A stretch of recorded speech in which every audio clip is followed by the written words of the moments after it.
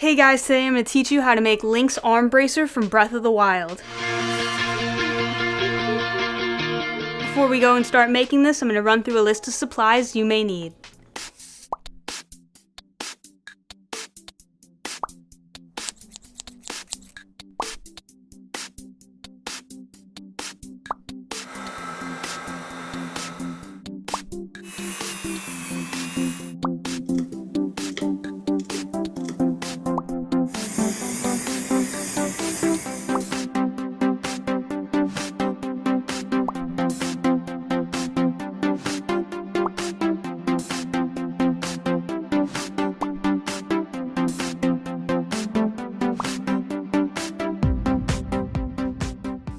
So you got your list of supplies, let's get to work on this arm brace.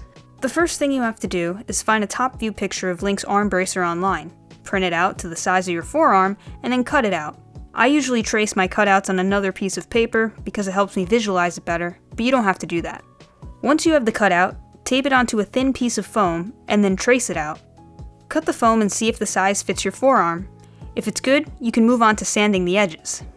For all my foam props and costume pieces, I use a sanding tool called a Dremel. It has a lot of different sandpaper tips and shapes, so it makes the process easier. If you don't have one, you can still use a low grit sandpaper or a sand block from your local hardware store. When sanding the edges, hold the paper at an angle along the edge so that it'll round them out. To add the bevel details, you'll be using that same reference image of Link's arm bracer from before. Trace out another arm bracer, and then shift that cut up, down, left, and then right to draw that inner outline. Then, cut it out, and that'll be the beveled outline. Now take your original arm bracer cutout and cut out all of the beveled lines that you see. Trace them onto a thin piece of foam and cut them out. With all the beveled details cut out, it's time to glue. What I usually use is cement glue, which really works well with foam. We'll start on the beveled outline first. Put a thin layer of glue on its bottom side and around the flat edges of the foam arm bracer.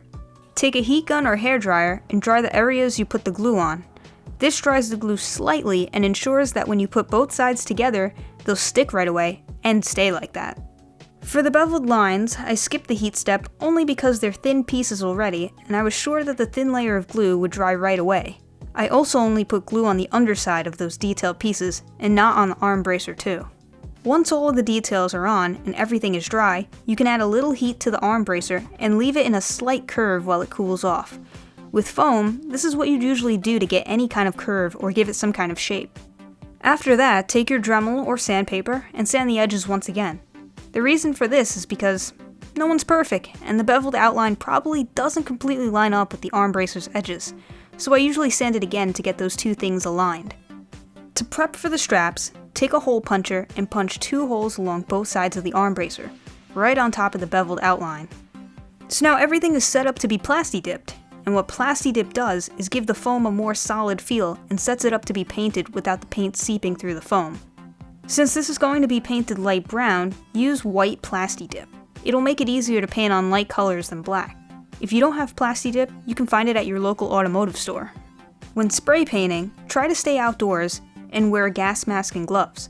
For this, you only have to put on 1 coat of plasti-dip. Since we punched a few holes already, take 2 pieces of string and run it through the 2 holes, then tie it to a clothesline or wherever you can hang it outside. Once that's dry, it's time to paint. You could use spray paint, but it's a good rule of thumb that if the prop or costume piece is going to bend, you should use acrylic paint so it doesn't crack. Technically, this isn't going to really bend, but I find I have more control over the colors if I use acrylic paint. Our go-to acrylic paint brand is Americana, but you can use whatever you like. Give the arm bracer 8 coats of brown paint. After you're done painting, put on 1 coat of Pledge floor cleaner to seal the paint. And what this does is that if your prop or costume piece gets wet, it won't wash off. For the straps, you'll need some brown leather strips. Try to measure out 4 small strips that'll go where each of those punched holes are. Leave an extra inch or so for each one because 2 straps will have a buckle and the other will have punched holes so that you can adjust the tightness of the arm bracer in the future.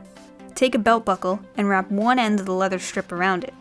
Then take the cement glue and glue both sides of the leather strip together. Be sure to use a heat gun or a hairdryer to dry the glue like before. Punch a hole at the opposite end of the strip and then do this same process for the second buckle strip. With gold double cap rivets, attach the buckle strips along one side of the arm bracer. For the other strips, punch a hole on one end, and then attach them to the arm bracer with the gold double cap rivet. Now we have all the straps attached, and can measure out where the holes should be based on how it fits on your arm. Add some extra holes to those straps so you can adjust them to whatever tightness. Like with any kind of belt, there will always be some excess that hangs because you have the option to choose what size fits you, so you'll have to make a belt loop on the buckle strap too. Cut 2 pieces of small leather strips and glue them below the buckle. And then you're all done.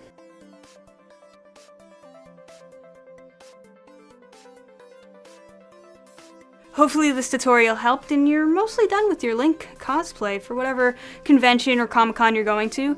Be sure to check out our other cosplay how-tos if you need help making props or cosplay armor. Stay tuned for our next cosplay how-to.